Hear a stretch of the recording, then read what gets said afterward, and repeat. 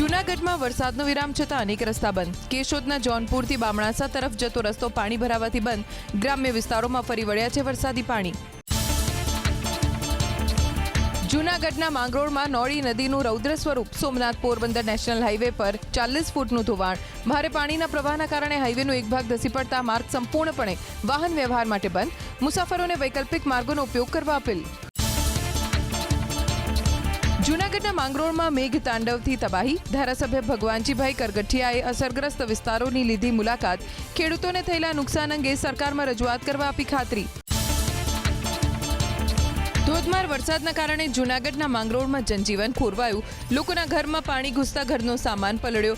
મુખ્ય માર્ગો પર પાણી ભરાતા લોકો ઘરમાં પુરાઈ રહેવા મજબૂર. અમરેલીના મેઘરજમાં વરસ્યો ધોધમાર વરસાદ. પીસીએન હાઈસ્કૂલના મેદાનમાં વરસાદી પાણી ભરાયા. વરસાદે વિરામ લીધા બાદ પણ પાણી ન ઓસરતા વિદ્યાર્થીઓને હાલાકી.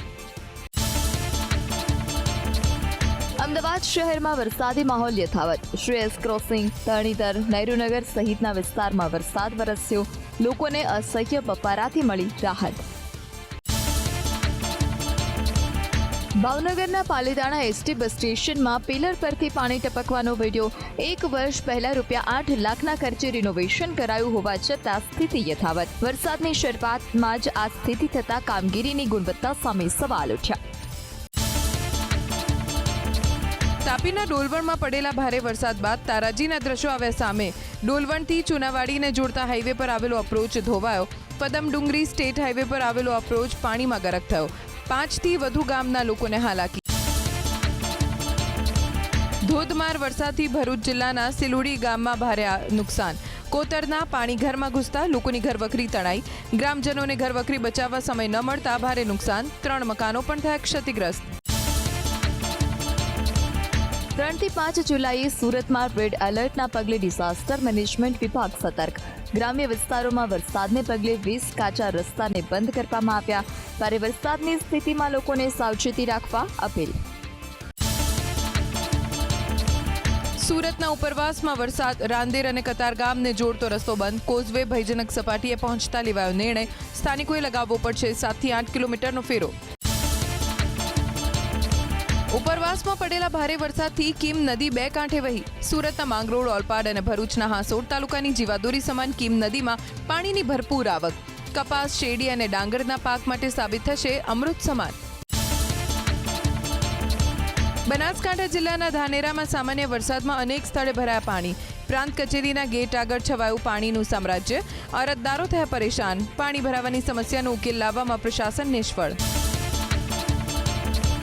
રાજ્યમાં ચોમાસું જામતા જળાશયોમાં પાણીની આવકમાં વધારો. સરદાર સરોવર ડેમમાં 64.11% જળસંગ્રહ અને અન્ય 206 જળાશયોમાં સરેરાશ 36% જળસંગ્રહ.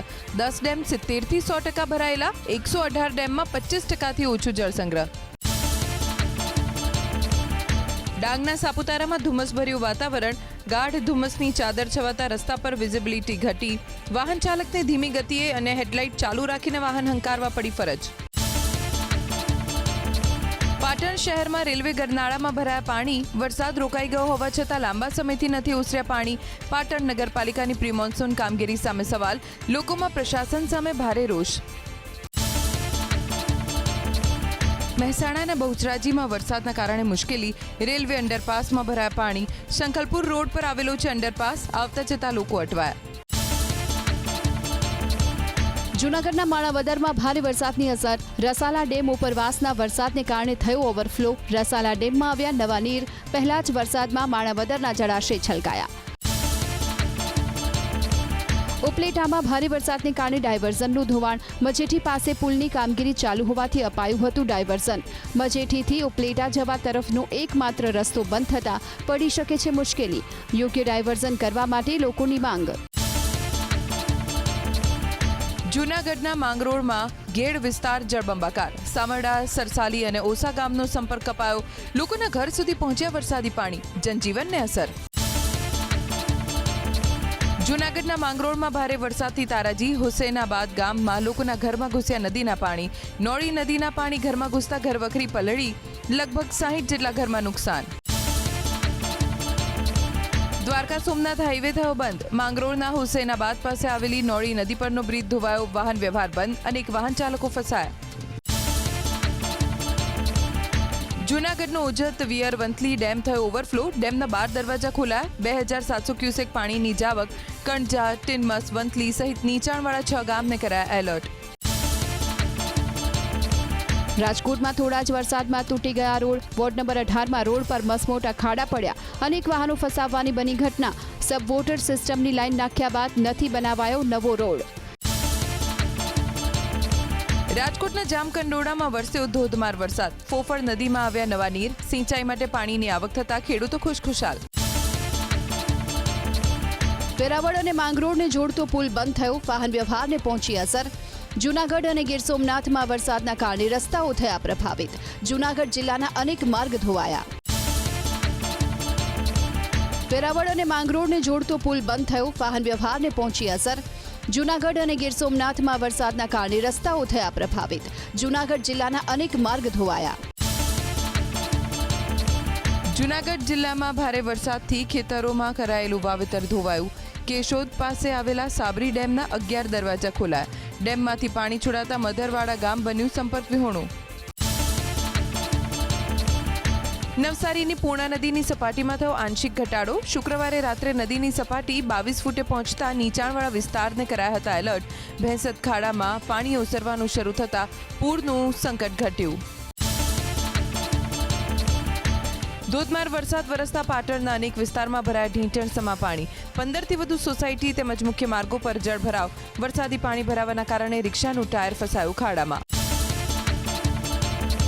પાટણ જિલ્લામાં વીજળીના કડાકા સાથે ખાબક્યો અતિભારે વરસાદ. વોર્ડ નંબર 11માં પદ્મનાભ મંદિર તરફ જતા મુખ્ય માર્ગ પર ભરાયા પાણી. શહેરમાં રામનગર, ઓબાપુરા, બોરસણ તેમજ રણુજ સહિતના ગામને જોડતા રસ્તા પર ભરાયા ઢીંચણસમા પાણી.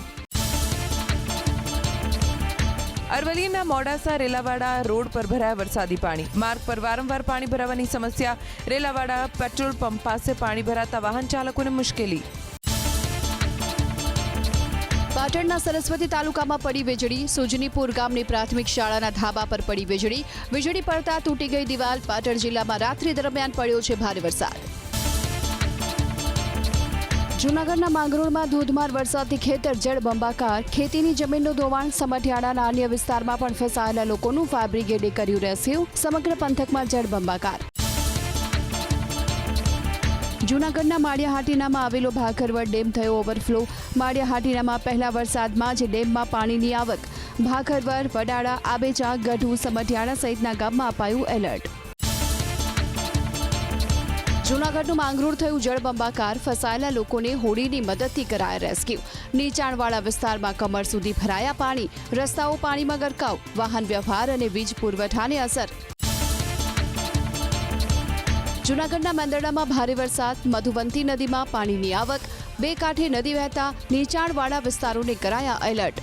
મેંદરડા સાસણ રોડ પર ફરી વળ્યા વરસાદી પાણી. જૂનાગઢમાં સતત વરસાદના કારણે ખોરાસા સાંભલી ડેમમાં પાણીની આવક. ડેમના 3 દરવાજા 1 ફૂટ સુધી ખોલી છોડાયું પાણી. નદી કિનારે બિનજરૂરી અવરજવર ટાળવા પ્રશાસનની સૂચના. નીચાણવાળા વિસ્તારને કરાયા એલર્ટ. જૂનાગઢના મેંદરડામાં વરસાદથી નદીમાં પાણીની આવક. રાજ્યસર નદીમાં ઘોડાપૂર જેવી સ્થિતિ. સતત વરસાદના કારણે રાજ્યસર નદી બે કાંઠે વહેતી થઈ. માણાવદરના બોરી ગામમાં પૂરમાં ફસાયેલા ઓએનજીસીના કર્મચારીઓનું રેસ્ક્યુ. હોમગાર્ડની ટીમે કર્મચારીઓને હેમખેમ કાઢ્યા બહાર. મામલતદાર કચેરીના ડિઝાસ્ટર કંટ્રોલ રૂમને કરાઈ હતી જાણ. તમામ કર્મચારીઓ સુરક્ષિત. જૂનાગઢના મેંદરડામાં વરસાદથી નદીમાં પાણીની આવક. રાજ્યસર નદીમાં ઘોડાપૂર જેવી સ્થિતિ. સતત વરસાદના કારણે રાજ્યસર નદી બે કાંઠે વહેતી થઈ.